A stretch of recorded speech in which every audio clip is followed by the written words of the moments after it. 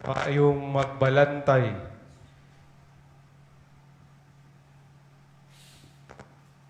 Karon ang ikaupat nga Domingo sa panahon sa pagkabanhaw, nganong gi sa ulog man nato ning Domingo sa maayong magbalantay tungod ni sa atong mga pagbasa usab labi na gyud sa atong ebanghelyo. Nga maayo nga magbalantay ang atong Ginoo.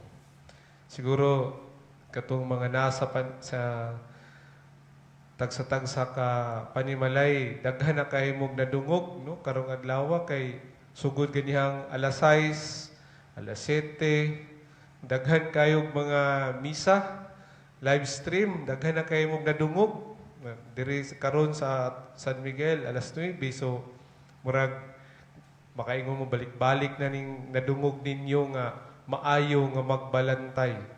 Hinaot nga diha sa inyong pagpaminaw, mutuhob sa inyong kasing-kasing, uguna-huna, pog hinaot usab nga madasig kita sa atong mga nadungog karon nga mga maayong pulong labi na gyud diha sa atong ebanghelyo nga atong pamalandungan sa atong kinabuhi.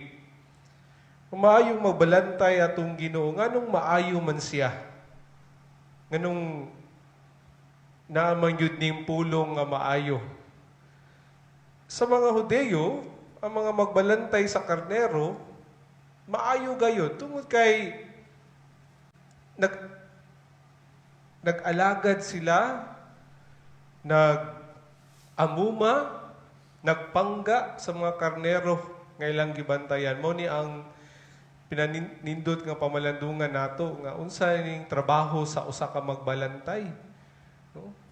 Nganong gibuhat o mao man ni ang gihimo nga image sa atong Ginoong Hesus yang kaugalingon. Tungod kay ang magbalantay nagalantaw gayon, no? Sa kaayuhan sa mga karnero. Gani atong nadungog usab ning katong nawala nga karnero, no? Sa katusan na nawala isa iya pa yung gipangita. Magkaroon din sa atong ebanghelyo, maayo siya tungod kay iyahang gitahan, no? Iyahang kinabuhi sa mga karnero. Ug tungod kay iyang gihatag, iyang kaugalingon, iyang kinabuhi, pagbantay, pag-alaga, pag-amuma sa mga karnero, bisan gani ang iyang tingog dili na ni mawala sa dalunggan sa karnero ug maminaw gayud ang karnero. Napag dinhi sa atong ebanghelyo nga gitawag niya iyang mga karnero sa tagsa-tagsa kangalan. Inaana ka maayo ang magbalantay bisan gani sa iyahang mga karnero ginatagaan pa niyang pangalan para pagtawag muduol dayon.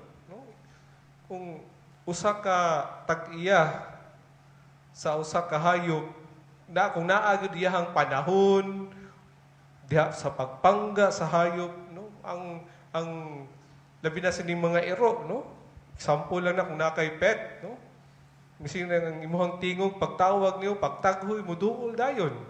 Inana ang usa ka magbalantay sa karnero sa panon, no?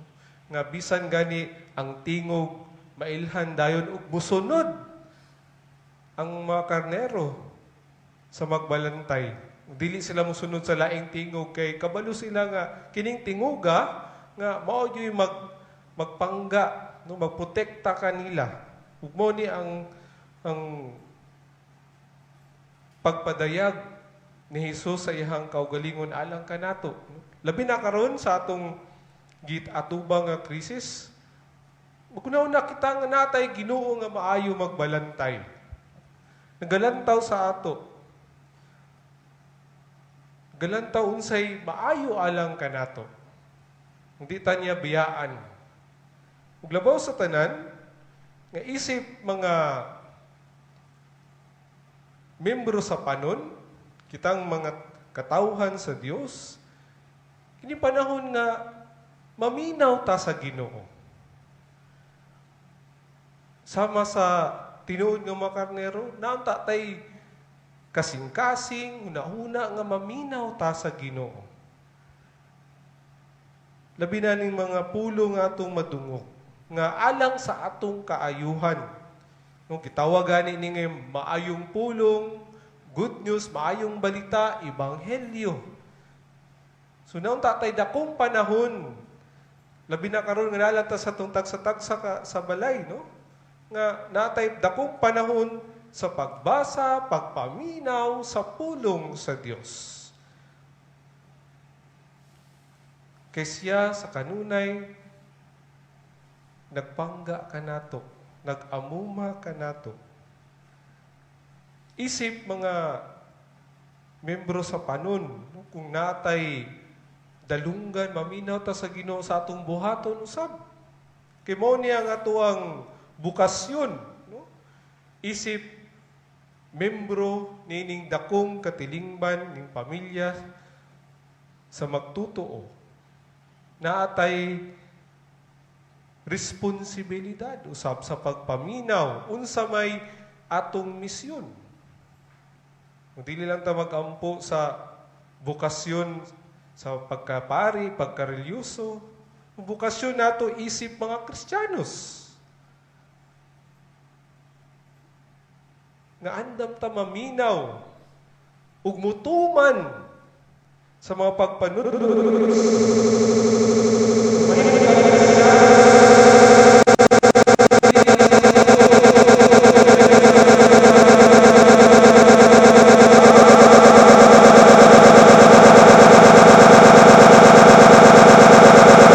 Sayahang kinabuhi, mihatag sa iyahang kaugalingon alang sa panon. Kita po usab, no? Mantigo ta nga buhalat sa atong kaugalingon. A good shepherd willing to lay down his life for the sheep. Kita po usab, no? Mamantigo ta nga mutahan sa atong kinabuhi ngadto sa uban. Ugani dinhi nato ni ikalimod, no? Nga daghan ang atong maigsuon nga nagpakita sa ilahang kinabuhi nga mga Kristiyanos, mga sumusunod ni Kristo, tungod kay mihalad sila sa ilahang kinabuhi. Dili lalim, no? Kanang itong mga trabaho sa atong mga frontliners, dili lalim. No? Pero mitahan sila sa ilahang kinabuhi. Daghan ang mga doctors, nurses, no? Mga atong mga dungog, makita sa news, no? Na mga doctors na namatay usab.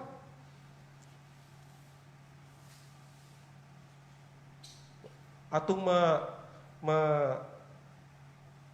mabadayig sila nga sila po usab, no? Na nahimong mga maayong magbalantay diha sa ilang kinabuhi. Gipuy-an nila ang ilang pagka-Kristiyanos. Naminaw sila sa Ginoo, misunod sila sa Ginoo. Nga mitahan sila sa ilahang kinabuhi.